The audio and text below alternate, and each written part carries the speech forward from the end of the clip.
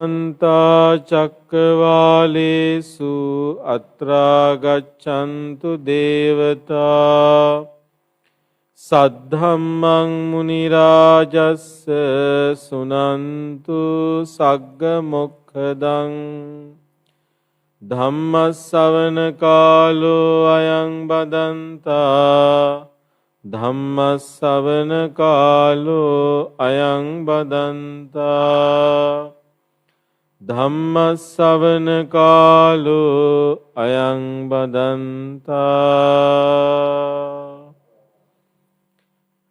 නමෝ තස්ස භගවතු අරහතෝ සම්මා සම්බුද්දස්ස නමෝ තස්ස භගවතු අරහතෝ සම්මා සම්බුද්දස්ස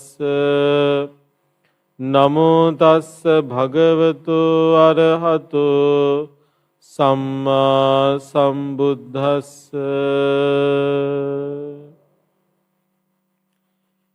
චිත්තේන නීයති ලෝකෝ චිත්තේන පරිකස්සති චිත්තස්ස ඒක ධම්මස්ස සම්බේව වසමන්ව ගූති.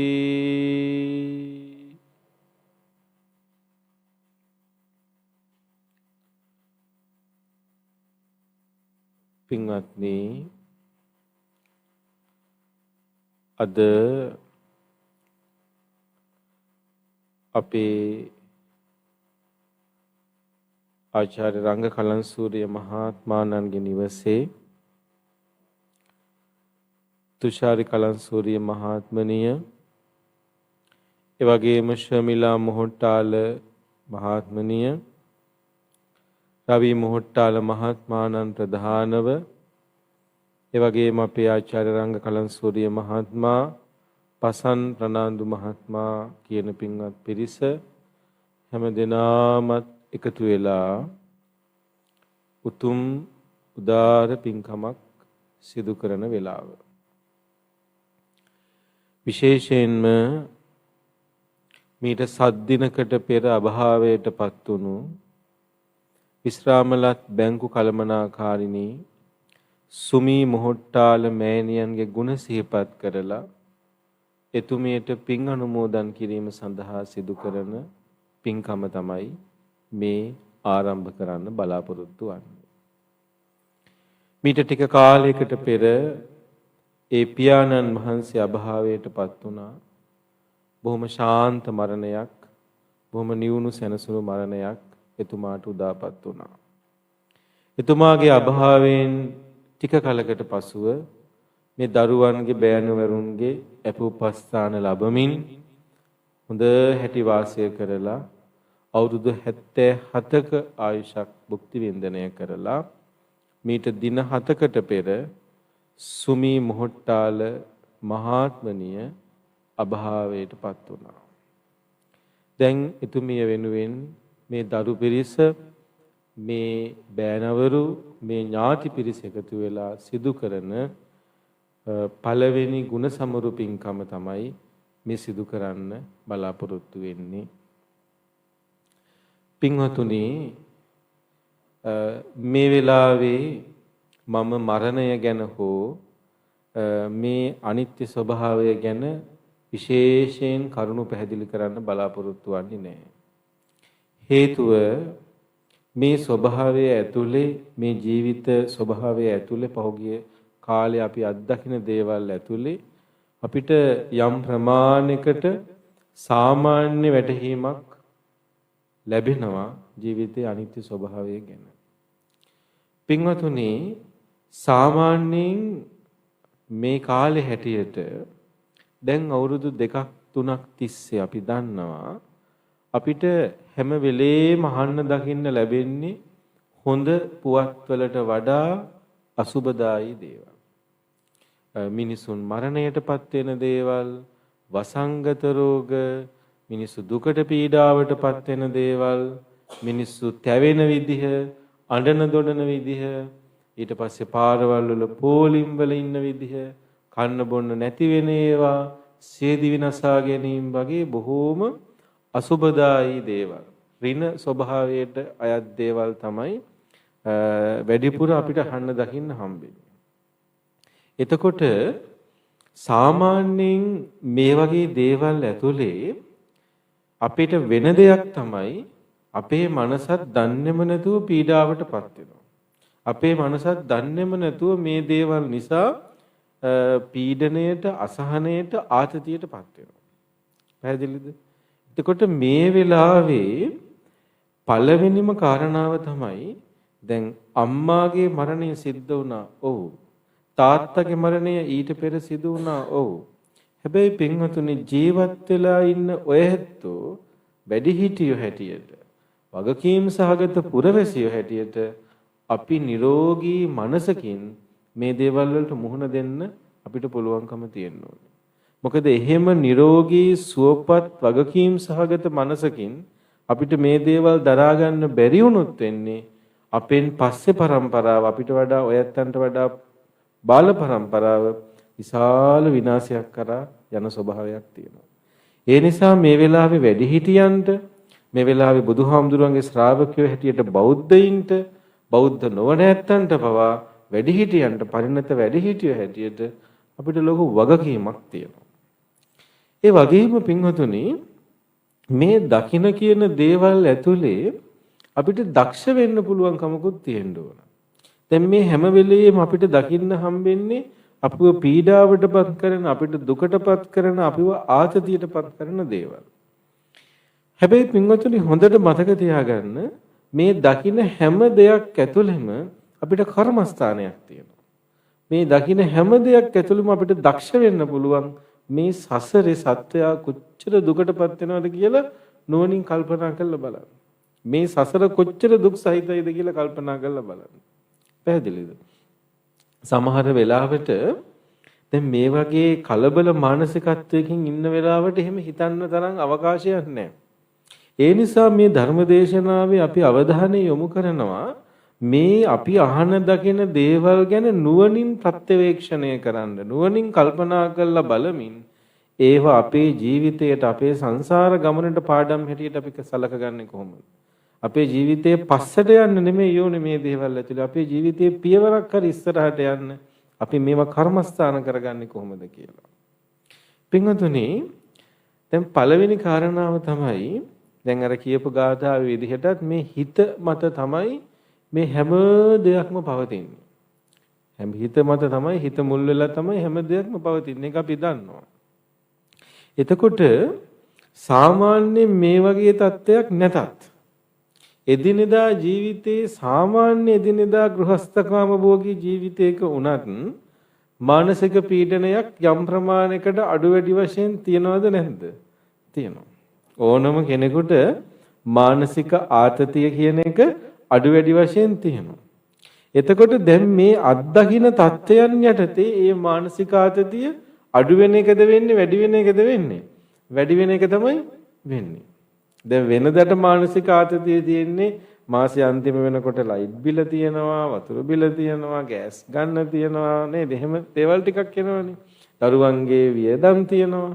හැබැයි දැන් ඒ වගේ තියෙන සාමාන්‍ය අපිව පීඩණයට, වෙහෙසටපත් කරන දේවල් ඊට වඩා වැඩි වෙලා තියෙනවා. ඊට වඩා ඒවා දෙගුණ තෙගුණ වෙලා තියෙනවා.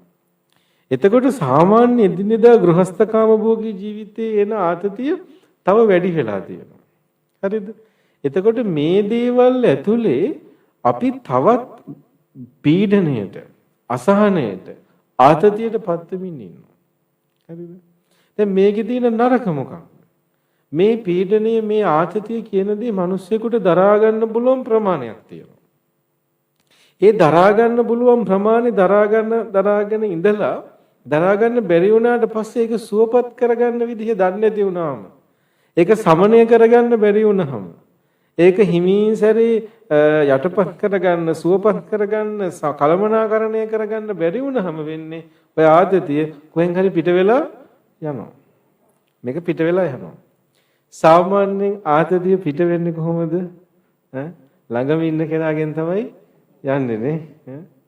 මහත්ය ආතතියටපත් වෙනකොට ආතතිය පිට වෙන්නේ කාගේ පිටින්ද? නෝනාගේ පිටින්. නෝනා ආතතියටපත් වෙනකොට එක පිට වෙන්නේ මහත්තයාගේ පිටින්. දෙන්නම ආතතියටපත් වෙනකොට එක පිට වෙන්නේ දරුවන්ගේ පිටින්. හරිද?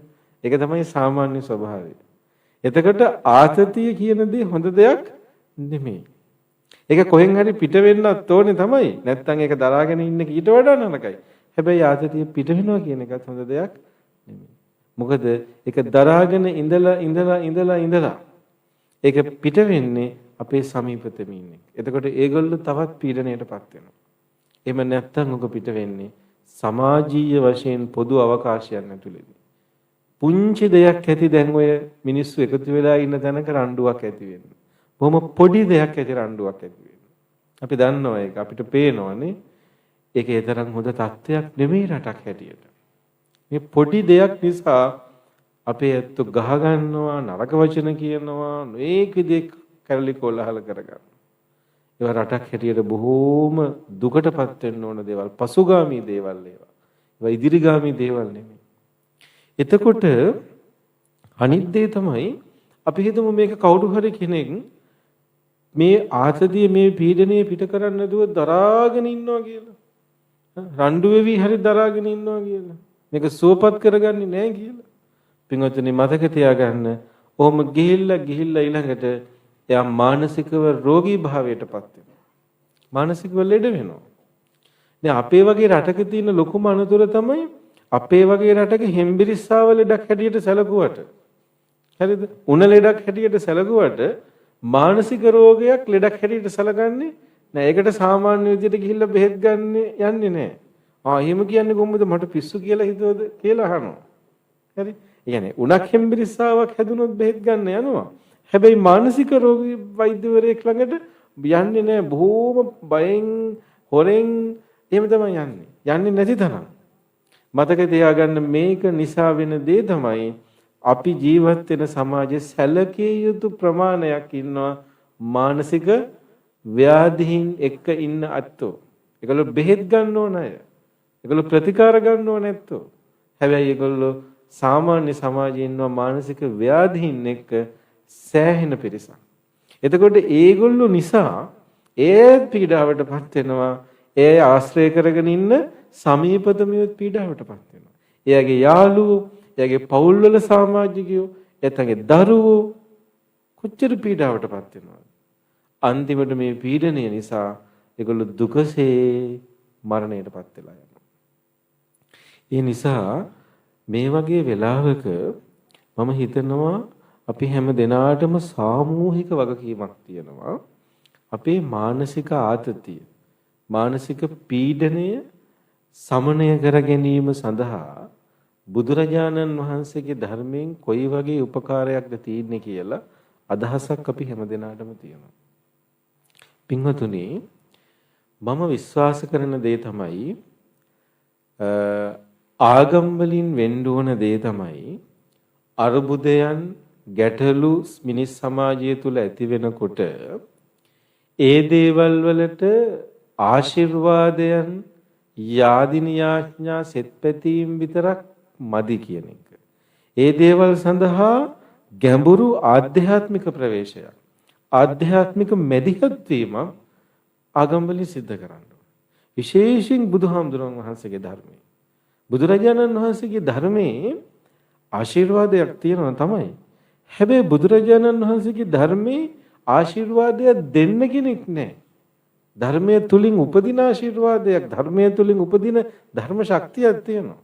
ලෝකේ දේවවාදී ආගම් හැම එකකම අනිත් පැත්තන්ට සෙත් පදන්න, අනිත් පැත්තන්ව බේරගන්න, අනිත් පැත්තන්ගේ ප්‍රශ්න ටික බාරගන්න දෙවි කෙනෙක් ඉන්නවා.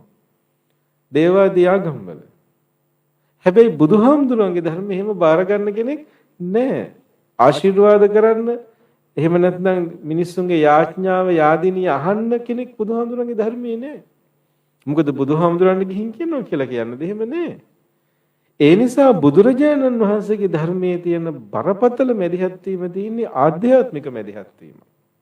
එහෙම නැත්තම් මේ ගැටලු අරුබුදු උපදිනකොට අර ආශිර්වාදාත්මක පුද පූජාමය ප්‍රවේශයට වඩා බුදුරජාණන් වහන්සේගේ තියෙන ආධ්‍යාත්මේ ධර්මයේ තියෙන ආධ්‍යාත්මික ප්‍රවේශය ගැන අපිට යම් හඳුනා ගැනීමක් තියෙන්න ඕන. ඒ වුණාට සාමාන්‍යයෙන් සමාජයේ වඩා ප්‍රකට වෙන්නේ, වඩා ජනප්‍රිය වෙන්නේ, වඩා ප්‍රචලිත වෙන්නේ ධර්මයේ තියෙන ආධ්‍යාත්මික පැත්ත නෙමෙයි. ධර්මයේ තියෙන පුද පූජා ආශිර්වාදාත්මක පැත්ත තමයි වඩා ප්‍රකට වෙන්නේ නේ.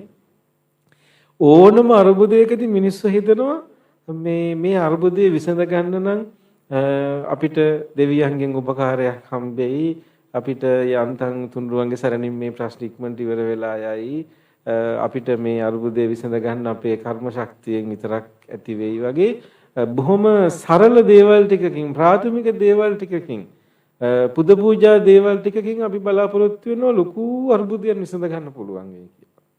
මම පොඩි සංකේතීය දෙයක් කියන්නම්, කාටවත් අපහාස කරන්න නෙමෙයි, සංකේතීයව අද්දුටු කාරණාවක්. දැන් පහුගිය කාලේ මේ කොරෝනා වසංගතය බොහෝම පැතිරිලා, ඉතින් කලින් කල වැඩි වෙනවා අඩු වෙනවා එහෙම තිබුණානේ. ඉතින් ওই සංචරණ සීමා හැම ලිහිල් කරපු එක අවස්ථාවක අපි ස්වාමීන් වහන්සේලා කීප නමක් එක්ක මේ අනුරාධපුරේ රුවන්වැලි සෑය වන්දනා කරන්න ගියා. ගියාට පස්සේ අර සෑය පැදගුණු කරද්දී සෑයේ වෙනදට නැති අමුතු පූජා භාණ්ඩ ටිකක් තැන්පත් කරලා තියෙනවා. වෙනදට කිරිපිඬු තියෙනවා, නෙළුම් මල් තියෙනවා, ඖෂධ තියෙනවා එහෙම. එදා තියෙනවා මේ පෙට්ටි ගොඩක්. ලං වෙලා බැලුවාම අර මේ ෆේස් මාස්ක් පැකට්ස් ගොඩාක් බුදුහාමුදුරන්ට පූජා කළා. ඊට පස්සේ මේ සැනිටයිසර් බෝතල් ලොකු බූලි තියෙන්නේ අර ඒවා ගොඩක් පූජා කරලා තියෙනවා. සුවදර්ණි පැකට්ස්ුත් ගොඩාක් පූජා කරලා තියෙනවා. හරිද? ඒ කියන්නේ මිනිස්සුන්ගේ මානසිකත්වය තමයි, මම කාටවත් අපහාස කරන්න කියපු දෙයක් නෙමෙයි. ඒක ඇතුලේ පොඩි සංකේතීය භාවයක් තියෙනවා. අපේ රටේ මිනිස්සු අර්බුදයකදී ආගම් වලින් බලාපොරොත්තු වෙන ආශිර්වාදයේ ප්‍රමාණය. ඒක හරි ප්‍රාථමික මට්ටමක්. ඒ කියන්නේ ඔන්න මම රුවන්වැලි සෑ රජාණන් වහන්සේට කොරෝනා වලින් ආරක්ෂා වෙන්න තියෙන දේවල් ටික පූජා කළා. හොඳ වෙලාවට ඒ දවස්වල අර වැක්සින් එක තිබුණේ නැහැ. ඒ ටික විතරයි තිබුණේ. ඉතින් ඒ ටික ඔක්කොම පූජා කළා. ඊට පස්සේ ඒක ඇතුලේ ඒ කියන්නේ අප්‍රකාශිතව තියෙනවා. එහෙනම් මට ඒ ආශිර්වාදයෙන් මාවත් කොරෝනා වලින් ආරක්ෂා වේවා කියන එක. හරි. ඒක ඇතුලේ පොඩි ගනුදෙනුකාර ස්වභාවයක් මිසක ගැඹුරු ආධ්‍යාත්මික ප්‍රවේශයක් කියන දේ නෑ. මම බුදුරජාණන් වහන්සේට පූජා කළා. ඒ නිසා මට ඒ ආශිර්වාදය ලැබෙන්න ඕන. ඔකේ අනතුරු මොකද දන්නවද? දැන් මේ මිනිස්සයා ගෙදර යනකොට කොරෝනා හැදුනොත් එහෙම කෝච්චියේදී හරි බස් එකේදී හරි. එතකොට රුවන්වැලි සෑය ගැන තිබිච්ච පැහැදීමක් නැතුව යනවා. ඒ කියන්නේ දැන් රුවන්වැලි සෑයකට මොනවා කරන්නද? හරිද? හැබැයි ඒ තියෙන පැහැදීමක් නැතුව යනවා. මොකද බලාපොරොත්තු වෙච්ච දේ හම්බෙන්නේ නැති වෙනකොට. කියන්නේ මිනිස්සුන්ගේ ප්‍රාථමික අපේක්ෂාවන් මුදුන්පත් කර ගැනීම සඳහා අපි හිතනවා ආගම මැදිහත් වෙන්න ඕනේ කියලා. ඒක උනේ නැත්තම් එහෙම ආගමට දොස් පවරනවා මේ අපිට මේ කිසිම දෙයක් හම්බෙලා නැහැ කියලා. හැබැයි ඊට වඩා බලන්න නිකන් හිතලා බලමු අපි අතර කතා කරන්න පුළුවන් නේ. දැන් ඒ වගේ වසංගතයක් වෙලාවකදී බුදුරජාණන් වහන්සේගේ ධර්මයේ සති සංකල්පය අපිට කතා කරන්න පුළුවන් වුණා නම් හරියට. සතිපට්ඨානය ගැන බුදුරජාණන් වහන්සේ පෙන්නලා තියෙන ඉරියාපත පබ්බය, සම්පජඤ්ඤ පබ්බය වගේ දේවල් වල ඉරියව් පැවැත්වීම, ඊළඟට සතියෙන් යුක්තව සියලු කායික ක්‍රියාකාරකම් සිදු කිරීම වගේ දේවල් ටික හරියට අපි අතර කතා බහකට ආවනම් ඒ දේ තුලින්ම සැලකිය යුතු ප්‍රමාණයකට වසංගතය පාලනය කරගන්න පුළුවන්. ඇයි මූණකට අල්ලනකොට, නහය අතපය අල්ලනකොට හැම වෙලාවෙම සිහිය පවත්වන්න පුරුදු කරනවා. හැබැයි සති සංකල්පයේ පැත්තකින් තියෙද්දි අපි වැඩිපුර ලං වෙන්නේ අර ජනප්‍රියවාදී දේවල් ටිකට. ඒ නිසා බුදුරජාණන් වහන්සේගේ ධර්මයේ අපිට ප්‍රශ්නවලට විසඳුම් හොයාගන්න ඕන තරම් මාර්ග තියෙනවා. ඕන තරම් ධර්ම සංකල්ප තියෙනවා. ඕන තරම් ආධ්‍යාත්මික ප්‍රවේශයන් තියෙනවා. එසේ තිබියදී අර සමාජයේ ප්‍රකට වෙච්ච ප්‍රාථමික පද්ධතීන් හරහා තමයි අපි වැඩිපුර ගමන් කරන්නේ. හැබැයි මේ වෙලාව එහෙම කරන්න පුළුවන් වෙලාවක් නෙවෙයි. හිතන්න එපා මේ වෙලාවේ අපිට ආශිර්වාදයකින් විතරක් මේ ඔක්කොම ටික විසඳිලා, ආශ්චර්යයකින් වගේ මේ ටික ඔක්කොම විසඳිලා යාවි කියලා. මොකද මේ දේවල් සිද්ධ වෙලා තියෙන්නේ කාලය තිස්සේ සිද්ධ වෙච්ච දුර්දාන්ත අගතිගාමී දේවල් නිසා. එතකොට මේවා දෙවියෙකුටවත් මං හිතන්නේ මේ වගේ දේවල් විසඳන්න ලේසි වෙයි කියලා. ඒ නිසා මේ වගේ දේවල් වලදී අපි හැමෝටම තියෙනවා ඒ වගේ වගකීම් සහගතව කටයුතු කරන්න. හැබැයි දැන් මේ ගැටලු විසඳන්න ක්‍රමය ගැන මම කතා කරන්න බලාපොරොත්තු වෙන්නේ නැහැ. ඒවා මේ ධර්මාසනයට අදාළ නැති වෙනම කාරණා රාශියක්. හැබැයි අපි හැමෝටම තියෙනවා මේ වගේ ගැටලුවකදී ආතතියටපත් වෙන්නේ නැතුව, කලබල වෙන්නේ නැතුව, අපේ මනස දවා හලු කරගන්නේ නැතුව, අපේ මනස සුවපත් මේ වගේ දේවල් වලට වගකීම් සහගත වැඩිහිටියෝ හැටියට මුහුණ දීමේ වගකීමක් අපි හැම දිනාටම තියෙනවා. ඒ නිසා අපි බලමු බුදුරජාණන් වහන්සේගේ ධර්මයෙන් කොහොමද ඒ වගේ දෙයකට උදව් කරන්නේ, සුවපත් වෙන්න, මානසික සුවපත් භාවය ඇති කරගන්න, ආධ්‍යාත්මික සුවපත් භාවයක් ඇති කරගන්න බුදුරජාණන් වහන්සේගේ ධර්මයෙන් අපිව පොළඹවන්නේ කොහොමද කියලා. පින්වතුනි, සාමාන්‍යයෙන් ගෘහස්ත කාමභෝගී ජීවිතයක ඕන මිනිසෙක් ආතතියටපත් වෙන්න බලපාන පළවෙනිම කාරණාව තමයි අවිවේකයේ කියන දේ. මොකද්ද වචනේ? අවිවේකයේ කියන දේ. හරිද? අවිවේකයේ නිසා ඊළඟට වෙන දේ තමයි කෙනෙක් වෙහෙසටපත් වෙන්නේ. හරිද? වෙහෙස ලං වෙන්නේ කුසලයටද අකුසලයටද? මොකද කියන්නේ? අකුසලයට. වෙහෙස හැම වෙලෙම ලං වෙන්නේ අකුසලයට. ගොඩාක් වෙහෙසටපත් වෙච්ච කෙනා ඊට පස්සේ කරන්නේ එයාට පහසුවෙන් කරන්න පුළුවන් වැරදි වැඩවලට ලං වෙන එක. වැරදි වැඩ කියන ඒවා කොහොමත් හරි ලේසිය කරන්න. ආධ්‍යාත්මික දේවල්, හොඳ දේවල්, යහපත් දේවල් කරන එක අමාරුයි. ඒකට කාලයක් අවශ්‍යයි. එතකොට වෙහෙසටපත් වෙච්ච කෙනාට යහපත් දෙයකට මනස යොමු කරන්න තරම් කාලයක් නැහැ, විවේක මනසක් නැහැ. ඒ කෙනා ලොකු ආතතියක පීඩනයක ඉන්නේ. එයා ඉක්මනට අකුසලයට යටපත් වෙනවා. මද්ද්‍රව්‍ය ගන්න වෙන්න පුළුවන්, වැරදි කාම සේවනය වෙන්න පුළුවන්, කෙනෙක් එක්ක රණ්ඩු සරුවල් වෙන්න පුළුවන්, නරක වචන කියන්න වෙන්න පුළුවන්, සම්ප්‍රප්පලාප වලට වෙන්න පුළුවන්. ඉක්මනට මේ දේවල් වලට ඇදිලා යනවා. ඒක තමයි සාමාන්‍ය ස්වභාවය. එතකොට හැම වෙලේම අවිවේකය අපිව උත්සාහවත් කරවන්නේ, අවිවේකී අපිව පොළඹවන්නේ අකුසලයේ දිශාවට. ඒ නිසා මානසික පීඩනයටපත් වෙන ඕනම කෙනෙකුට තියෙන පළවෙනිම ගැටලුව තමයි අවිවේකය එයාව දුකටපත් කරනවා. එහෙනම් ඒකට ඔන්න පළවෙනි කාරණාව තමයි විවේකය කියන වචනේ. විවේකය කියන විසඳුම. අපි හැම දෙන්නෙකුටම විවේකය අවශ්‍යයි. දැන් හිතන්න මේ වතුර වීදුරුව තියෙනවා. මේ වතුර වීදුරුව මම අතකින් ඔසවගෙන ඉන්නවා. මේක බර එකක් නෙමෙයි. විනාඩි 10ක් විතර බොහෝම පහසුවෙන් උස්සගෙන ඉන්න පුළුවන්. විනාඩි 20ක් විතර උස්සගෙන ඉන්නකොට බර දැනෙන ප්‍රමාණය අඩු වෙනවද වැඩි වෙනවද? වැඩි වෙනවා. විනාඩි 30ක් 40ක් යනකොට ඊටත් වඩා බර දැනෙන්න පටන් ගන්නවා. විනාඩි 50ක් 60ක් ගියොත් මට මේක උස්සගෙන ඉන්න බෑ. මේක මගෙන් අතහැරෙනවා, ගිලිහෙනවා. මේ අතට දාඩිය දාලා, අත හිරි වැටිලා, අත මේ ඇඟිලි ලොක් වෙලා මේක ගිලිහිලා වැටෙනවා. එතකොට කරන්න පුළුවන් හොඳම දේ තමයි මේක පහසුවෙන් ඔසවගෙන ඉන්න පුළුවන් සීමාව තමයි විනාඩි 10. එතකොට අපි විනාඩි 10 මේක තියලා අත පොඩ්ඩක් හිරි අරගෙන බොහොම විවේක අරගෙන විනාඩියක් දෙකක් ඊට පස්සේ ආයෙ ඔසව ගත්තාම ආයෙ කිසි ගැටලුවක් නැතුව විනාඩි 10ක් ඉන්න පුළුවන්. විනාඩි 10කින් හැබැයි ආයෙ බිම තියන්න ඕනේ විනාඩි 2ක් විතර. ඔහොම කළොත් මේක දවසක් වුණත් උස්සගෙන ඉන්න පුළුවන්. මැද්දේ විවේකයක් අවශ්‍යයි. හැබැයි ගොඩක් අය කරන්නේ එහෙම නෙමෙයි. මේක කාගෙන උස්සගෙන ඉන්නවා. ඉඳලා අන්තිමට ඩොක් ගාලා වැටිලා යනවා. නේද? අවුරුදු 45ක් 50ක් විතර කාගෙන යනවා. ඊට පස්සේ දන්නේම නැහැ ඩොක් ගහලා මැරිලා යනවා. එහෙම නෙමෙයි. හැම මිනිස්සෙකුටම මේගොල්ලන්ගේ ජීවිතය ඇතුලේ විවේකයක් තියෙන්න ඕනේ. දැන් අපි බලමු මොකද්ද මේ විවේකී කියලා කියන්නේ. පින්වතුනි, විවේක කියන පාලි වචනේ බොහෝම ගැඹුරු තේරුමක් තියෙන වචනයක්. විවේක කියන වචනේ අපි එදිනෙදා මේ ජීවිතේ පාවිච්චි කරන්නේ නැහැ. ටිකක් නිකන් ඉන්න, සැහැල්ලුවෙන් ඉන්න, නිදා ගන්න වගේ අදහසකින්. එහෙම ඊට වඩා ගැඹුරු තේරුමක් මේ පාලි වචනේ තියෙනවා. කුමක්ද? විවේකයට තේරුම් දෙනකොට දෙන්නේ හුදකලාවේ සිදු කරන ගැඹුරු කල්පනාව කියලා.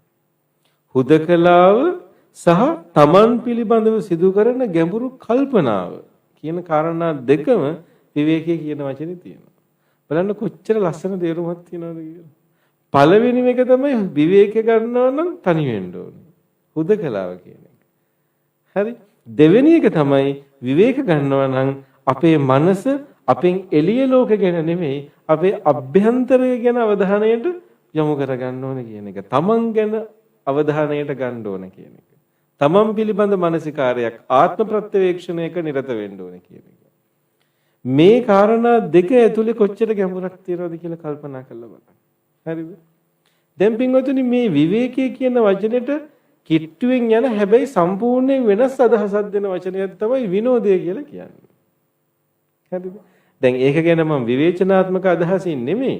හැබැයි සංවාදයට බඳුන් කිරීමේ අදහසින් කතා කළොත් සාමාන්‍ය ගෘහස්ථකාම භෝගී ජීවිතයේ ආතතියටපත් වෙනකොට වෙහෙසටපත් වෙනකොට වඩා ජනප්‍රිය දේ විවේකී නෙමෙයි. වඩා ජනප්‍රිය දේ තමයි විනෝදය කියන්නේ. මිනිස්සු බොහෝම පහසුවෙන් ලං වෙන්නේ විනෝදයට. මම දන්නේ දැන් කොහොමද කියලා. හැබැයි ටික කාලයකට කලින් නම් සිකුරාදට සෙනසුරාදට නේද? අපි එළියෙන් කෑම ටිකක් කමු, කොහේ හරි ගිහිල්ලා එන්න යමු. ඒ වගේ ඒ ආදි වශයෙන් අර විනෝදය කියන පැත්තෙන් නිවෙන ගතියක් ඒකෙන් පොඩ්ඩක් සහනයටපත් වෙන ස්වභාවයක් තිබුණා. ඔව් පින්වතුනි. ඇත්තටම විනෝදයෙන් ආතතිය යම් ප්‍රමාණයකට සහනයටපත් වෙනවා. හැබැයි විනෝදයෙන් ආතතියට ලැබෙන පිළිතුරේ ගැටලුවක් තියෙනවා. මොකක්ද ඒ ගැටලුව? විනෝදය කියලා කියන්නේ පංචකාම ගුණික අරමුණු මුල් කරගෙන උපදව ගන්න සුවයක්. ඒක පැහැදිලිනේ. ඒක දැන් අපි තේරුම් ගන්න ඕනේ. මොනවාද පංචකාමයේ කියන්නේ? ඇස, කන, නාසය, දිව, ශරීරය කියන ඉන්ද්‍රිය පහයි. ඒ ඉන්ද්‍රිය පහට අරමුණු වෙන රූප, ශබ්ද, ගන්ධ, රස, ස්පර්ශ කියලා අරමුණු පහයි. හරිද? එතකොට මේ දේවල් පුළුවන් තරම් උද්දීපනය කළා මේ දේවල් වලට අරමුණු දීලා මේ දේවල් සතුටටපත් කළාම කෙනෙක් යම් ප්‍රමාණයකට සැහැල්ලු වෙන ස්වභාවයක් තියෙනවා. ඒක තමයි ඔය විනෝදය හරහා උපයන්නේ. ඔකේ තියෙන ගැටලුව මොකක්ද? විනෝදයෙන් ලැබෙන සහනය දීර්ඝකාලීනයිද කෙටි කාලීනයිද? ඊටාම කෙටි කාලීනයි. මොකද පංචකාම ගුණයෙන් ලැබෙන සතුටත් කෙටි කාලීන එකක් නිසා ඒ සතුට හරහා උපදව ගන්න විනෝදය සහ එයින් ලැබෙන මානසික තෘප්තිය කියන දේ බොහොම ඉක්මනින් අවසන් වෙන සුළුයි. දැන් අපි හිතමු කෑමක් කනවා කියලා කෑම කාලි ඉවර වෙනකොට ඒ තිබිච්ච තෘප්තිය අවසන් වෙලා යනවා. කොහේ හරි විනෝද චාරිකාවක් ගිහිල්ලා සින්දු කියලා විනෝද වෙලා આવුත් කොළඹට එනකොටම ආයිත් මානසික ආතතිය පටන් ගන්නවා අරගෙන එන්නේ. ඒ කියන්නේ ගිහිල්ලා එන ටිකට වැඩේ වෙලා ඉවරයි. බොහොම කෙටි කාලීන ප්‍රයෝගීතාවයක් තියෙනවා. මොකද ඒකේ කෙටි කාලීන ප්‍රයෝගීතාවයක් තියෙන එක මූලයම කෙටි කාලීන ශාන්තියක් වෙනුවෙන් හැදිච්ච දේවල් ටිකක් තියෙනවා. පංචකාමගුණික දේවල්. පින්වතුනි විවේකය එහෙම එකක් නෙමෙයි. විවේකය කියලා කියන්නේ පංචකාම ගුණය මුල් කරගත්ත తాවකාලික සතුටකින් උපදින එකක් නෙමෙයි. විවේකයේ මූලයේ තියෙන්නම හුදකලාව සහ ආධ්‍යාත්මික සුවපත් භාවයේ ශාන්තිය හිත නිවා ගන්න එක. මේ මොහොතට සිහිය පිහිටව ගන්න එක. අපේ ආධ්‍යාත්මික පැත්තට සිහිය පිහිටව ගන්න එක. අපේ අභ්‍යන්තරයේ දිහා බලන් ඉන්න එක. එතකොට ඒක ඇතුලේ තියෙන කෙනෙක්ව ටික ටික නිවන්න පොළඹවන එක, සුවපත් කරන්න පොළඹවන එක. කෙනෙක් ශාන්තියටපත් කරන එක. ඒ නිසා විවේකයේ ඇතුලේ ලොකු නිවීමක්, ලොකු ශාන්තියක් තියෙනවා. ඒ නිසා අන්නේ විවේකයෙන් උපදින සෝය කියන එක හඳුනා ගැනීමේ බරපතල වගකීමක් අපි හැමදෙනාටම තියෙනවා. ඒක හොඳ යෝජනාවක් ගෘහස්ථකාම භෝගී ජීවිතයට. මොකද අපි දන්නවා මුළු ගිහි සමාජයේටම එක හා සමාන විදිහට වනගත වෙලා බවුන් වඩන්න බෑ. මුළු ගෘහස්ථකාම භෝගී ලෝකයේටම එක හා සමාන විදිහට දවස් 10ක භාවනා වැඩසටහනකට වාඩි වෙලා ඉන්න බෑ. පර්යංකේ වාඩි වෙලා සමත විදර්ශනා වඩන්න, ගැඹුරු විදර්ශනා අත්දැකීම් ලබන්න මුළු ගෘහස්ථකාම භෝගී ජීවිතේටම එක හා සමානව බෑ. හැබැයි මේ ඉන්න දෝල පුතාලන් ඉඳලා හැම කෙනෙකුටම තමන්ගේ ජීවිතේ විවේක සෝය කියන එක පුරුදු කරගන්න එක කරන්න බැරි දෙයක් නෙමෙයි. ඒ යෝජනාව වනගත වෙන්නේ නැතුව ගෘහස්ථකාම භෝගී ජීවිතය ඇතුළේ ඕන කෙනෙකුට කරන්න පුළුවන්. මම පොඩි උදාහරණයක් කියන්නම්. අපේ දහම් පාසලේ දරුවන්ට අපි පොඩි ක්‍රියාකාරකමක් කරන්න කියලා දුන්නා. මේ වගේ පුංචි දරුවෝ. අපි කිව්වා රැයට හයියෙන් වහින වෙලාවට කාමරේ විදුලි ලයිට් එක නිවලා විදුලි බල්බේ නිවලා ඇඳ උඩ වාඩි වෙලා වතුර වැටෙන සද්දේ හොඳට ඇස් දෙක පියාගෙන අහගෙන ඉන්න වැස්ස වෙලාවක් බලලා කියලා. විනාඩි 10ක් විතර අහන් ඉඳලා ඒගොල්ලන්ගේ කොපි පොතේ ලියන් එන්න කිව්වා මොනවද දැනෙන්නේ කියලා. පොඩි අය ලියාගෙන එනවා හරි සනීපයක් හිතට දැනෙනවා කියලා. හරිද? ඒ කියන්නේ ඒගොල්ලන්ට මේක හොයාගන්න පුළුවන්. අමුතු ලොකු භාවනා කර්මස්ථානයක් දෙන්න ඕනේ නැහැ. ඒගොල්ලෝ දන්නවා ඒ වගේ වෙලාවක අර වගේ දෙයකට මනස යොමු කළාම හිත සූපත් වෙනවා කියලා. පුංචි දෙයකින් පටන් ගන්න. හැබැයි මුළු ගෘහස්ත කාමභෝගී ජීවිතයටම සමානව යෝජනා කරන්න පුළුවන්. සමහර වෙලාවට ආගමක් නැතුව යෝජනා කරන්න පුළුවන්. මොකද ඒ සුවපත් භාවයට ආගම බලපාන්නේ නැහැනේ. එයා බෞද්ධයෙක් වුණොත් එහෙම යාට සුවේ දැනෙනවා. බෞද්ධයෙක් වුණේ නැත්නම් සුවේ දැනෙන්නේ නැහැ කියලා එකක් නැහැනේ. හැමෝගෙම හිත නිවෙනවා. හැමෝගෙම හිත සුවපත් වෙනවා. හිත කියන එකට ආගමක් නැති නිසා. ඒ නිසා මේ මානසික සුවපත් භාවය කියන එක හරිය වටිනවා. මේ කාලෙට ඔක්කොටම වැඩිය වටිනවා. පින්වතුනි හැම දෙයක් හරහාම අපේ හිත සුවපත් කර ගැනීම කියන දෙයට පොඩි වෙලාවක් අපිට වෙන් කර ගන්න පුළුවන්. දැන් කල්පනා කරලා බලන්න. ඔයත්තන්ගේ දවස අවසන් වෙන විදිහ. සාමාන්‍යයෙන් දවල් දවසේදී අපිට දේවල් දිහා විවේක බුද්ධියෙන් දකින්න බෑ.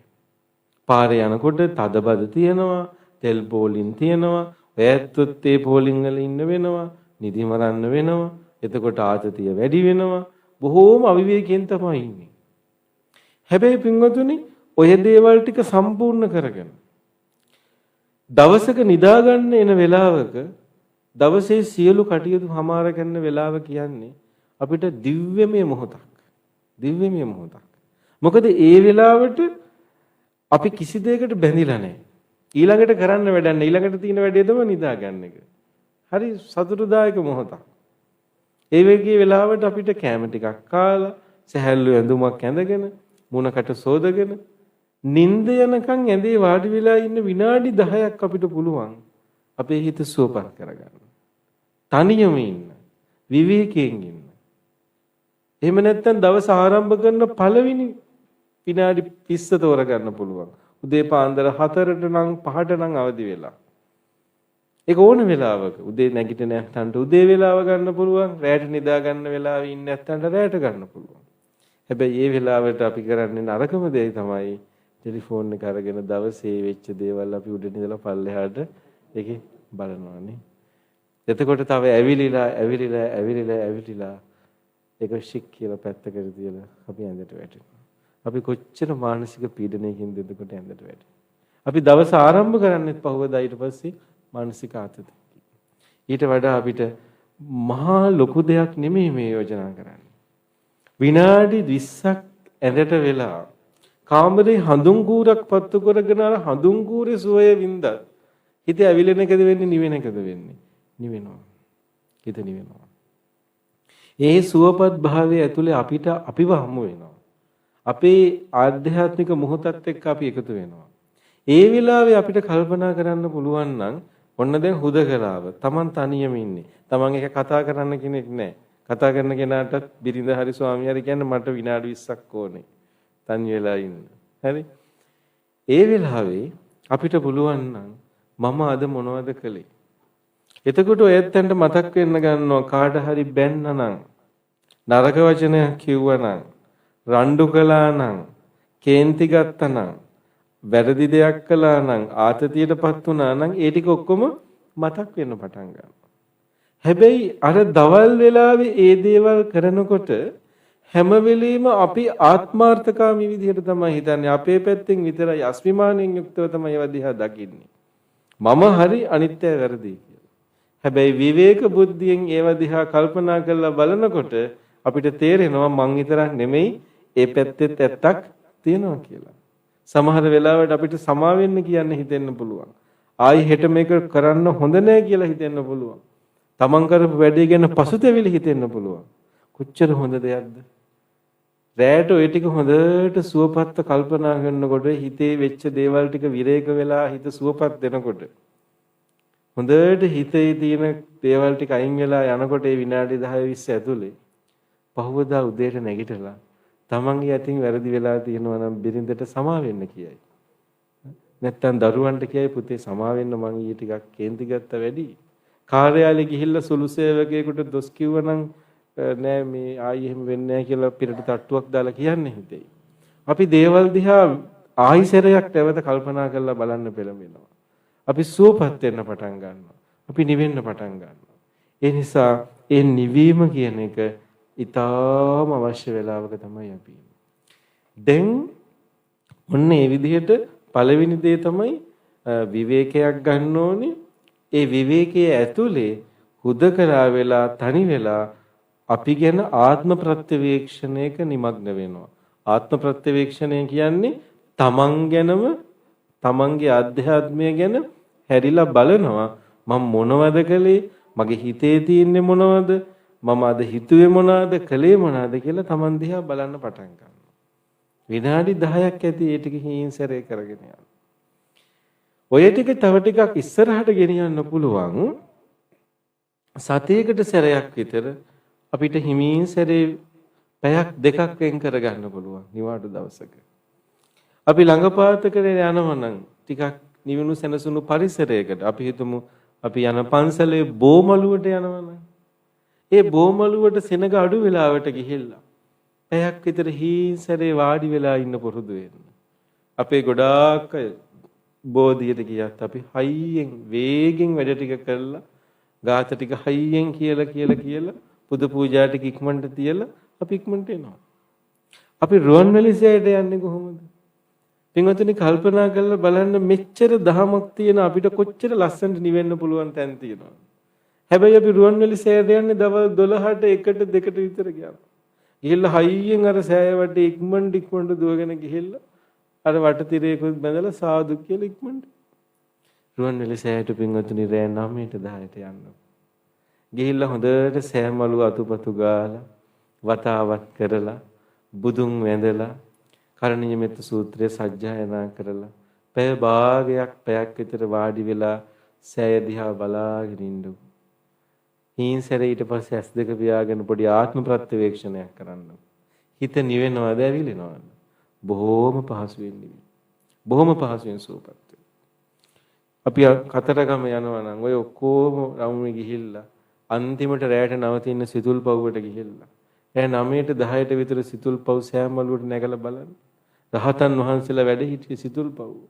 අර ඈත සිටිජිය වෙනකම් මහගන වනාන්තරේ.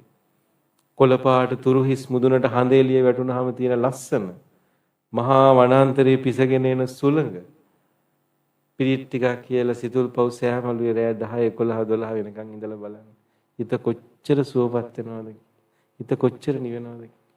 ආන්නේ සුවපත්කම ඒ නිවුණු ස්වභාවය අපි උපදව ගන්න උත්සාහවත් වෙනවා. අන්න ඒකට තව දෙයක් එකතු කරන්නම්. දැන් මම වචන දෙකක් කියලා දුන්නා. එකක් තමයි විවේකය, ඊළඟ එක තමයි ආත්ම ප්‍රත්‍යවේක්ෂණය. හරිද? විවේකය කියන්නේ හුදකලා වෙන එක, වැඩ නවත්තලා හොඳට විවේකීව හුදකලා වෙන. ආත්ම ප්‍රත්‍යවේක්ෂණය කියලා කිව්වේ හුදකලා වෙලා අපි ගැනම හොඳට නැවත ආවර්ජනා කරලා බලන එක. අපි අපේ ආධ්‍යාත්මය ගැන ආවර්ජනා කරලා බලන එක. පැහැදිලිද? මේ වචන දෙක හලා ගන්න එපා, සාක්කුවේ දාගන්න. තුන්වෙනි එක තමයි චාගානුස්සතිය. මොකද්ද තුන්වෙනි වචනේ? චාගානුස්සතිය. චාග කියන්නේ අනුස්සති කියන වචනේ අපිට පුරුදුයි.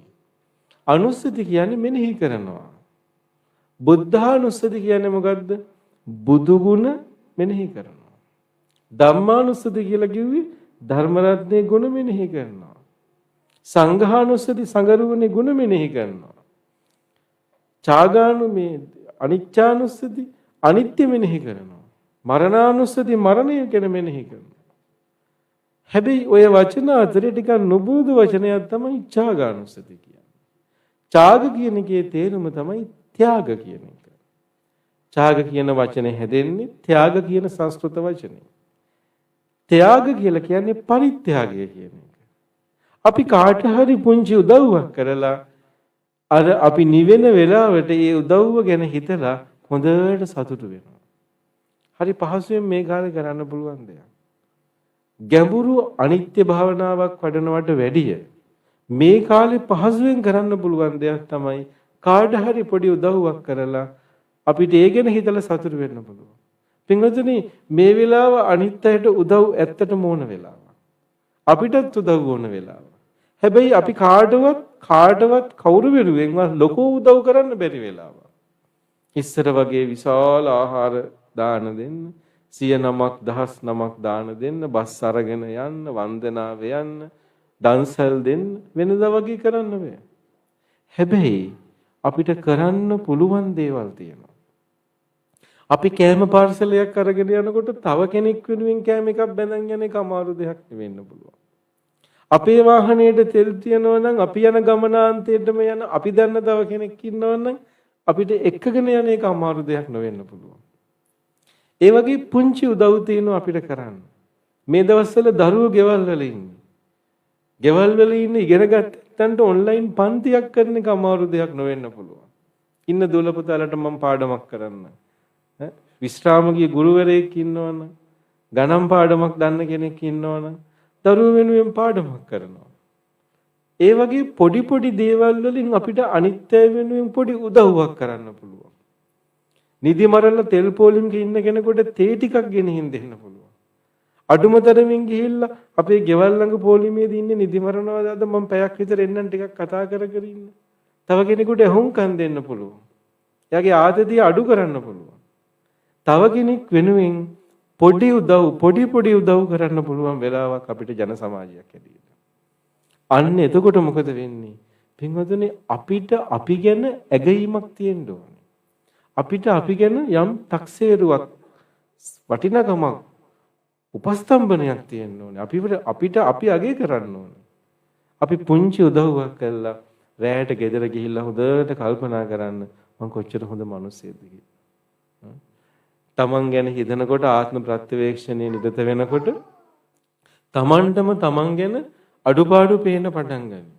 අපෝ මම නරක වැඩ කරන මිනිස්සෙක් කියලා. අන්න ඒකට ඊට පස්සේ දෙන උදව්ව තමයි නෑ මම හොඳ වැඩක් කරන කෙනෙක්. මං කොච්චර හොඳයිද? ත්‍යාගානුස්සතියකින් අපි අපිව අගය කරගන්නවා. අපි අපිව සතුටු කරගන්නවා. අපි අපිව උපස්තම්භනය කරනවා. එතකොට අපිට අපි ගැන හොඳ සතුටක් උපදිනවා අපි ගන්න උදව් ගැන. ඒව නිසා අපි තව කෙනෙකුට පොඩි හරි දෙයක් කරන්න සතුටු වෙනවා.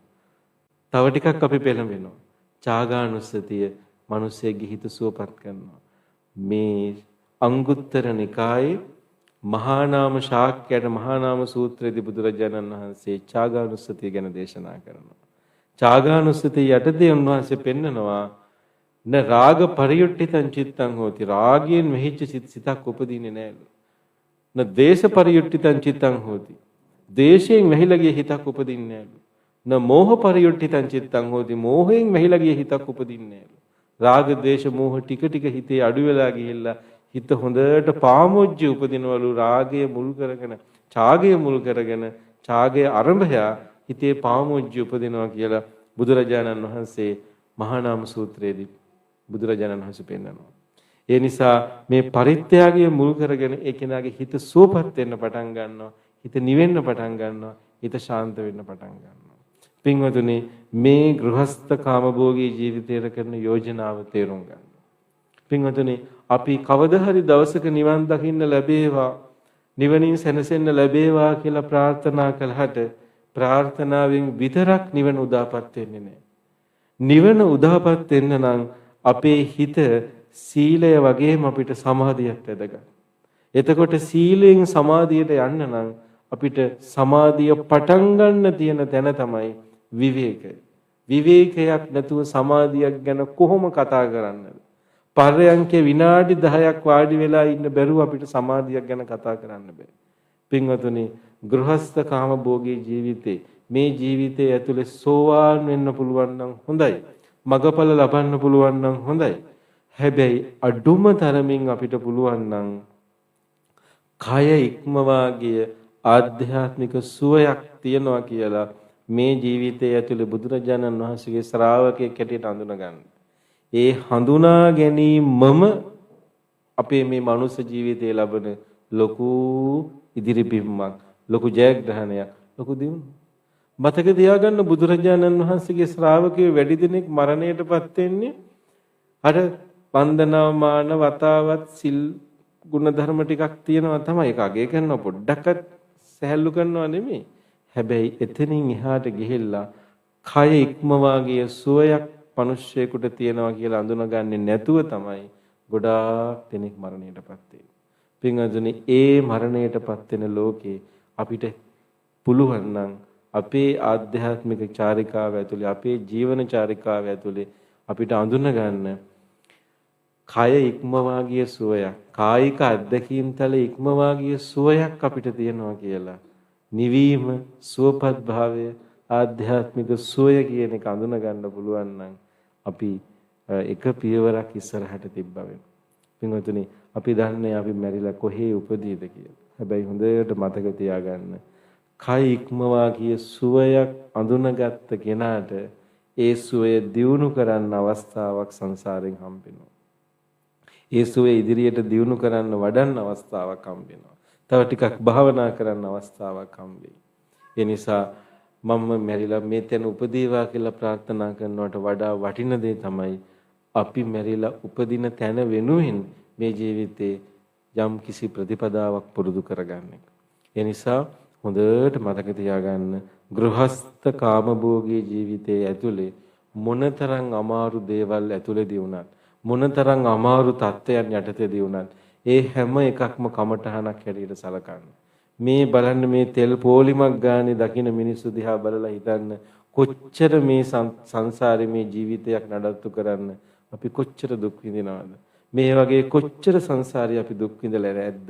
පින්වතුනි, මේ මෙච්චර දියුණු ලෝකයක ඉපදිලා, මෙච්චර දියුණු තාක්ෂණයන් තියෙන අවස්ථාවක ඉපදිලා අපිට මෙච්චර දුක් විඳින්න වෙලා තියෙනවා නම් අපි මීට කලින් සංසාරේ ඉපදිලා තිබුණේ කොහොම කාලෙ වෙන්නේ නැද්ද? මීට කලින් අපිට මනුස්ස ජීවිත ලැබිලා තියෙනවා නම් 1800 ගණන් වල වෙන්නේ නැති. ඊට කලින් ඉපදුනා නම් 1600 ගණන් වල වෙන්නේ නැති. ඊට කලින් ඉපදුනා නම් ඔය ගල් යුගයේ මෙගලිතික යුගයේ වෙන්නේ නැති. ඒ කාලේ මේ ජීවිතේ පවත්තන්න අපි මොනතරම් දුක් විඳින්නේ නැද්ද? සතෙක් දඩයන් කරගන්න, කැම ටිකක් හොයාගන්න, විලිවහ ගන්න, ඇඳුමක් ඇඳ ගන්න, තමන්ගේ දරුවන්ව යන්තම් මැරෙන්නේ නැතුව උස්මහත් කරගන්න, සතුරු කරදර වලින්, නොයෙක් බාධා වලින්, වනමුර්ගයන්ගෙන් බේරගෙන යන්තම් ජීවිතේ පවත්වාගෙන යන්න, බඩ පිරෙන්න කැම චුට්ටක් හොයාගන්න අපි මොන තරම් දුක් විඳලා ඇද්ද මේ ජීවිතේ මීට කලින්. ඒ දුක අපි මෙච්චර දියුණු, මෙච්චර තාක්ෂණයෙන් දියුණු වෙච්ච ලෝකයක ඉපදිලා තාම අපි විඳිනවා. ඒ කියන්නේ ඉස්සරහටත් අපිට මේ සංසාරේ මෙහෙම විඳින්න තියෙනවා. ඒ නිසා මේ හැම දෙයක් ඇතුළම දකින්න මේ මනුස්ස ජීවිතේ කොච්චර අපි දුකටපත් වෙලා තියෙනවද? කොච්චර අපි පීඩාවටපත් වෙලා තියෙනවද? මේ සත්‍ය සංසාරේ කොච්චර මේ විදිහට දුකෙන් පීඩාවෙන් කල් ගෙවනවද මේ ජීවිතේ? ඒ නිසා ඒක හොඳට තේරුම් අරගෙන හීන්සරේ හිත කලබල කරගන්න නැතුව රැට නිදා ගන්න ගිහිල්ලා පරයන්ක වාඩි වෙලා හොඳට හිත නිවා ගන්න. මේ කයක් ලැබපු සත්ත්ව ශරීරයක් නිසා සංසාරේ බොහෝ දුක් විඳලා තියෙනවා. ඒ නිසා මේ කය ඉක්මවා ගිය සුවයක් හොයා ගන්න ඕන. මේ කය ඉක්මවා ගිය ආධ්‍යාත්මික සුවයක් මේ ධර්මයෙන් හොයා ගන්න ඕන. මේ ශාස්ත්‍රඥ වහන්සේගේ ධර්මයෙන් හොයා ගන්න ඕන කියලා හීන්සරේ හිත නිවා ගන්න. හීන්සරේ හිත සුවපත් කරගන්න. හුස්ම රැල්ල දිහා බලාගෙන ඉන්න. මේ මොහොත දිහා බලාගෙන ඉන්න. තමන්ගේ ආධ්‍යාත්මයේ ඇතුළාන්තයේ දිහා බලාගෙන ඉන්න. ආත්ම ප්‍රත්‍යවේක්ෂණයක් කරන්න. තමන් කරපු හොඳ දේවල් ගැන හිතලා හොඳට සතුටු වෙන්න. හොඳට හිත ඒකාග්‍ර කරන්න. කය නොදැනී යනකම් හිත සුවපත් කරන්න, ඒකාග්‍ර කරන්න. පින්වතුනි, මේ ටික බුදුරජාණන් වහන්සේ වටින්නේ නැත්නම් ආනාපාන සති සූත්‍රයේ මුලට අරඤ්‍යගතෝවා, රුක්ඛමූලගතෝවා, ශුඤ්ඤාගාරගතෝවා, නිසීදති පල්ලංකං ආභුජිත්වා, උජුංකායන් පනිදාය පරිමුඛං සතින් උපට්ඨපෙත්තා කියලා වදාරන්නේ නැහෙනි. ආනාපාන සති සූත්‍රයේ තියෙන්නේ ආනාපාන සති භාවනාව කරන විදිහ විතරයි නම් උන්වහන්සේ ආනාපාන සති සූත්‍රය පටන් ගන්න තිබුණේ සෝ සතෝ අස්ස සති සෝ සතෝ පස්ස සති කියලා. හැබැයි ආනාපාන සති සූත්‍රය එහෙම නෙමෙයි පටන් ගන්න. අරඤ්‍යගතෝ අරඤ්‍යගත වෙන්නේ. රුක්කමූලගතෝ රුක්කමූලගත වෙන්නේ. ශුඤ්ඤාගාරගතෝ ගහක් මුලකට යන්න බැරි නම් අරණ්‍යයකට යන්න බැරි නම් ශූන්‍යාගාරයකට ගිහිල්ලා හරි තනි වෙන්න කිව්වා. ඊට පස්සේ පරිමුඛං සතින් උපට්ඨපෙත්ත හොඳට සිහිය ප්‍රමුඛ කරගන්න හොඳට සිහිය උපදව ගන්න කිව්වා. පහසු ඉරියව්වකින් වාඩි වෙන්න කිව්වා. නිසීදති පල්ලංකං ආභුජිත්තා උජුංකායන් පනිදායක අය හොඳට පහසුවෙන් තියාගෙන හොඳට සැහැල්ලු කරගෙන හොඳට මේ මොහොතේ සිහිය පිහිටවගෙන සිහිය මුල් කරගෙන මේ මොහොතේ ආධ්‍යාත්මික මේ මොහොතේ එළඹෙන්න කිව්වා. ඒකාග්‍ර කරගන්න. ඊට පස්සේ තමයි පෙන්වන්නේ ආදම් භාවනා කරන්න කියලා. ඒ නිසා පින්වතුනි අපිට කවදා හරි දවසක භාවනා කරන්න පුළුවන් වෙයි. ගැඹුරු සමත විදර්ශනා වඩන්න පුළුවන් වෙයි. හැබැයි එතෙක් අපිට අපේ හිත සුවපත් කරගන්න ඕනේ. එතෙක් අපේ හිත මානසික රෝගියෙක් වෙන්න දෙන්නේ නැතුව රැකබලා ගන්න ඕනේ, පරිස්සම් කරගන්න. පින්වතුනි අපේ හිත මානසික රෝගියෙක් බවට පත් වුණොත් එහෙම මානසික ව්‍යාධියකට පත් වුණොත් එහෙම අපිට මොන භාවනාවක්වත් කරන්න හම්බෙන්නේ නැහැ. අන්තිමට වෙන්නේ මානසිකව ලෙඩ වෙච්ච ඇත්ත තමයි භාවනා කරන්න යන්නේ ඊට පස්සේ. ගියාම තවත් ප්‍රශ්න වැඩි වෙන එක වෙන්නේ. ඒක නිසා අපි මානසික රෝගී භාවයටපත් වෙන්නේ නැතුව හොඳට හිත සුවපත් කරගෙන මේ අමාරුම අසීරුම නිමේෂය මේ අසීරුම කාල පරිච්ඡේදය පහු කරගන්නවා. ඒ නිසා මේ අපි යන්නේ සමහර විට අපි අපේ ජීවිතයේ මුහුණ දෙන අසීරුම අවස්ථාව වෙන්න පුළුවන්. අසීරුම පාරිසරික කාලය වෙන්න පුළුවන්. සමාජීය සහ පාරිසරික අවස්ථාවන් වෙන්න පුළුවන්. ඒ නිසා මේ අමාරු தত্ত্বය අපේ හිත කොහොම හරි නිවාගෙන සූපත් කරගෙන පහු කරගන්න එක අපි හැම දිනාටම අත්‍යවශ්‍ය කාරණාවක්. බුදුරජාණන් වහන්සේගේ ධර්මයේ තියෙන්නේ ඒ ආධ්‍යාත්මික ප්‍රවේශයට උදව් කරන්න කියලයි අපි විශ්වාස කරන්නේ. ඒ ආධ්‍යාත්මික නිවීමට සැනසීමට උපකාර කරන්න කියලයි අපි විශ්වාස කරන්නේ. බුදුරජාණන් වහන්සේගේ ධර්මයේ තියෙන ආශිර්වාදය ඔයයන්ට ඒකාන්තයෙන් මේ විදිහටම ලැබේවි. ඒ ආශිර්වාදය ලැබෙන්න තියෙද්දි ඒ ආශිර්වාදය ලැබෙද්දී අපිට පුළුවන් නම් අපේ හිත සුවපත් කරගන්න. ඒක මේ වෙලාවේ අපිට කරගන්න පුළුවන් ලොකුම දෙයක්. එතකොට මේ කරදර කාලය කවදා හරි අවසන් වුණාම අපිට හිමින් සැරේ තව ටිකක් වැඩිපුර භාවනා කරගන්න පුළුවන් වෙයි. එහෙම නැත්තම් වෙන්නේ මේ කරදර කාලය ඉවර වෙනකොට අපි මානසිකව ලෙඩෙක් බවට පත් වෙලා මානසිකව පීඩාවට පත් වෙච්ච අසහනයට පත් වෙච්ච මානසික ව්‍යාධියකට පත් වෙච්ච බෙහෙත් ගන්න ඕන කෙනෙක් බවට පත් වෙලා අවසානයේ අපි අසරණ වෙලා යන එකයි වෙන්නේ. ඒ නිසා එසේ නොවි අපේ හිත සෝපත් කර ගැනීමේ අතිශය බරපතල වගකීමක් අපි හැම දිනාටම තියෙනවා. ඒ නිසා මේ වෙලාවේ බව සිහිපත් කරමින් බුදුරජාණන් වහන්සේගේ ධර්මයේ පෙන්වා වදාරන ආධ්‍යාත්මික ප්‍රවේශයක් අපි හැම දිනාටම මේ ගෘහස්ත කාමභෝගී ජීවිතයට උපදව ගන්න ශක්තිය ලැබේවා. අපේ ගිහි සමාජයට හොඳට ඒ සඳහා සම්මා දිට්ඨිය පහළ වේවා. හොඳට බුදුරජාණන් වහන්සේගේ ධර්මයෙන් පෙන්වන ආධ්‍යාත්මික මාවත හෙලිපෙහෙලි වේවා. පර්යංකේ වාඩි වෙලා විනාඩි 10ක් ඇස් දෙක පියාගෙන හිත සුවපත් කරගන්න පුළුවන් ගෘහස්ත කාමභෝගී සමාජයක් දකින්න වාසනාව ලැබේවා කියලා අපි මේ වෙලාවේ ප්‍රාර්ථනා කරමු.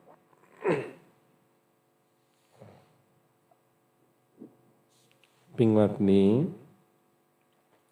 අද මේ ධර්ම දේශනාව සිදු කළේ අපි පෙර සඳහන් කළ පරිදි විශ්‍රාමලත් බැංකු කළමනාකාරිණී සුමී මොහොට්ටාල මහත්මණියගේ ගුණ සිහිපත් කරලා එතුමියට පින් අනුමෝදන් කිරීම වශයෙන් සුමී මොහොට්ටාල මහත්මණිය අභාවයටපත් වෙලා දින 7ක් ගත වෙන වෙලාවේ අද ධර්ම දේශනා කරලා මේ හැම දිනම එකතු වෙලා ධර්ම ශ්‍රවණය කරලා පින් අනුමෝදන් කරන්න බලාපොරොත්තු වෙනවා. ඒ වගේම හෙට දන් දීලා ස්වාමින් වහන්සේලාට ඒ පිනුත් එතුමියට අනුමෝදන් කරන්න බලාපොරොත්තු වෙනවා. පින්වතුනි, ඊටාම හොඳ සුවපත් ජීවිතයක් ගත කරපු අම්මා කෙනෙක් බව මේ හැම දෙනාම දන්නවා. ඒ පියාණන් වහන්සේ මොහොට්ටාල පියතුමන් ඊටාම හොඳ ජීවිතයක් ගත කරපු සත්පුරුෂයෙක්. හොඳට නිවිච්ච සැනසිත ජීවිතයක් ගත කරපු කෙනෙක්. එතුමා දැන් ටික කාලයකට පෙර බොහොම සුවපත් ශාන්ත මරණයකට මුහුණ දුන්නා. ඊට පසුව මේ මෑණියන් වහන්සේ අපේ තුෂාරි මහත්මනිය, ශර්මිලා මහත්මිය, රවි මහත්මයා ඇසුරේ ඒ ඇත්තන්ගෙන් අපෝපස්ථාන නොඅඩුව ලැබමින් කල් ගෙව්වා. අවසාන කාලේ ටිකක් ලෙඩ වෙලා මීට දින 7කට පෙර එතුමිය අභාවයටපත් වුණා. අපි මේ වෙලාවේ ප්‍රාර්ථනා කරමු සුමී මොහොට්ටාල මහත්මනියට මේ පින් අනුමෝදන් වේවා. මේ පින් හොඳ හැටියට අනුමෝදන්න එතුමිය සසර වසනතුරු දුකකට කරදරයකටපත් නොවේවා. සත්පුරුෂ කල්යාණ මිත්‍රාශ්‍රය ලැබේවා. හොඳට බුදුරජාණන් වහන්සේගේ ධර්මයම අසුරු කරන්නට ලැබේවා. පාරමී ගුණ දියුණු කරගන්න ලැබේවා. උතුම් අමා මහ නිවන් සුව පිණිසම සුමී මොහොට්ටාල මෑණියන්ට මේ පින් හේතු වාසනා වේවා කියලා ප්‍රාර්ථනා කරමු. එතුමියට මේ පින් අනුමෝදන් කරන ගමනේ ඊට පෙර මිය පරලොව ගිය මොහොට්ටාල පියතුමන්ටත් මේ පින් අනුමෝදන්න අමා මහ නිවන් සුව පිණිස මේ පින් හේතු වාසනා වේවා කියලා ප්‍රාර්ථනා කරමු. ඒ වගේම අපේ රංග කලන්සූරිය මහත්මයා නමින් අභාවයටපත් වුණු දෙමාපියාදී සියලු ඥාතීන්ට, පසන් ප්‍රනාන්දු මහත්මයා නමින් අභාවයටපත් වුණු ඥාතීන් ඇතුළු මේ පවුලේ නමින් අභාවයටපත් වූ සියලු ඥාතීන්ට මේ පින් නිවන් සුව පිණිස හේතු වාසනා වේවා කියලා ප්‍රාර්ථනා කරගෙන අපි පින් අනුමෝදන් කරමු. ඉදම්මේ ඥාතිනං හෝතු සුඛිතා හොන්තු ඥාතයෝ. ඉදම්මේ ඥාතිනං හෝතු සුඛිතා හොන්තු ඥාතයෝ. ඉදම්මේ ඥාතිනං හෝතු සුඛිතා හොන්තු ඥාතයෝ. දෙවියෝත් මේ පින් අනුමෝදන් වේවා. සතුටට පත්වන දෙවියෝ විශේෂයෙන්ම මේ පවුලේ පින්වත් පිරිස හැම දෙනාම සුවසේ රකිත්වා. විශේෂයෙන්ම තුෂාරි කලන්සූරිය මහත්මනියත්, ශර්මිලා මොහොට්ටාල මහත්මනියත්, අපේ රවි මොහොට්ටාල මහත්මයා ඇතුළු ඒ පවුලේ හැම දෙනාටමත් තුනුරුවන් සරණ සැලසේවා. සියලු දෙවියන්ගේ ආශිර්වාද රැකවරණ සැලසේවා. ඒ වගේම මේ ශාසනයට බොහෝ උපකාර ඇතිව කටයුතු කරන අපේ ආචාර්ය රංග කලන්සූරිය මහත්මයා සිදු කරන සියලු ශාසනික කාර්යයන් වඩාත් සඵල සම්පන්න කර ගැනීම සඳහා තුන්රුවන්ගේ සරණ සැලසේවා. ශාසනයේ මතු අභිවෘද්ධිය සලකාගෙන කල්යාණ මිත්‍රවර ස්වාමීන් වහන්සේලා ඇසුරු කරගෙන එතුමා සිදු කරන ඒ උදාර ශාසනික කාර්යභාරයන් හොඳට දියුණුවෙන් දියුණුවට පත් කරගන්නටත් තුන්රුවන්ගේ අනන්ත ගුණානුභාවයේ ආශිර්වාදය, කල්යාණ මිත්‍ර සම්මිය දෘෂ්ටික දෙවියන්ගේ ආනුභාවයෙන් හැකියාව ලැබේවා කියලා අපි ආශිර්වාද කරමු. ඒ වගේම පසන් ප්‍රනාන්දු මහත්මයාණන්ට මේ පවුලේ හැම දිනාටම ඒ වගේම ධර්ම ශ්‍රවණය කරන්න එකතු වෙච්ච හැම දිනාටම තුන්රුවන් සරණ සැලසේවා. හැම දිනාටම හොඳට මේ දුර්භාග්‍ය සම්පන්න කාල සීමාවන්, පීඩාවටපත් වෙන අවස්ථාවන් මගහැරගෙන තමන්ගේ ජීවිත සුවපත් කරගන්න ශක්තිය සැලසේවා. තුනුරුවන්ගේ සරණ සැලසේවා. දෙවියන්ගේ ආශිර්වාදය සැලසේවා. අපේ හිත් සුවපත් කරන්න, නිවන්න සනසන්න මේ ධර්මයෙන් හැකියාව ලැබේවා. අපිට මේ ධර්මයෙන් නිවෙන්න වාසනාව ලැබේවා. අපිට මේ ධර්මයෙන් සුවපත් වෙන්න ලැබේවා. අපිට මේ ධර්මයෙන් සතියක් සමාධියක් උපදව ගන්න ලැබේවා. අපිට මේ ධර්මයෙන් සසර දුකින් අත මිදීම පිණිසමත් මේ පින් උපකාර වේවා. අපි දෙවියන්ටත් පින් අනුමෝදන් කරමු. එත්තාවතාච අම්හෙහි සම්බතං පුඤ්ඤ සම්පදං සම්මේ දේවා අනුමෝදන්තු සම්බ සම්පatti සිද්ධියා. එත්තාවතාච අම්හෙහි සම්බතං පුඤ්ඤ සම්පදං සම්මේ දේවා අනුමෝදන්තු සම්බ සම්පatti සිද්ධියා. එත්තාවතාච අම්හෙහි සම්බතං පුඤ්ඤ සම්පදං සබ්බේ දේවා අනුමෝදන්තු සබ්බ සම්පatti සිද්ධියා. අනුවන සත්පුරුෂ ඇසුරක් නොවේවා, සත්පුරුෂ කල්යාණ මිත්‍රාශ්‍රය වේවා. හැකිතරම් ඉක්මනින් සංසාර දුකින් අත මිදී ලබන අමා මහ නිවන් සුව පිණිස මේ පින් හේතු වාසනා වේවා කියලා ප්‍රාර්ථනා කරන්න.